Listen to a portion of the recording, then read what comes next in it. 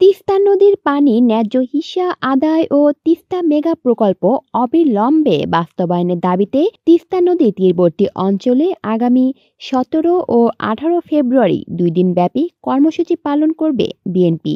কর্মসূচির উদ্বোধন করবেন বিএনপির মহাসচিব মির্জা ফখরুল ইসলাম আলমগীর। আর সমাপনী অনুষ্ঠানে অংশ নেবেন বিএনপির ভারপ্রাপ্ত চেয়ারম্যান তারেক রহমান। বিএনপির মিডিয়া সেলের সদস্য সাইরুল কবির খান জানান, কর্মসূচির সার্বিক তত্ত্বাবধান করবে রংপুর বিভাগের বিএনপির সাংগঠনিক সম্পাদক সাবেক মন্ত্রী আসাদুর হাবিব দুলু। বিএনপি সূত্র বলছেন, জাগো বাহে তিস্তা বাঁচাই এই স্লোগানে দুদিনের কর্মসূচিতে তিস্তা নদীর কাউনিয়া সেতু, মহিপুর সেতু এবং তিস্তা ব্যারেজ পয়েন্ট সহ বিভিন্ন পয়েন্টে তাঁবু করে ওই সমাবেশ করবে দলটি।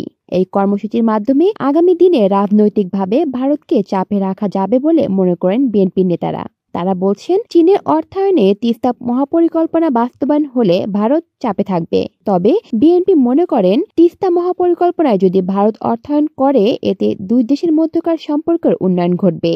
বিএনপির কেন্দ্রীয় কমিটি রংপুরের বিভাগীয় সাংগঠনিক সম্পাদক আসাদুর হাবিব দুলু বলেন, তিস্তা নদী ও এর অববাহিকায় মানুষের রক্ষায় পানির ন্যায্য হিস্যা এবং মহাপরিকল্পনা বাস্তবায়ন করা জরুরি।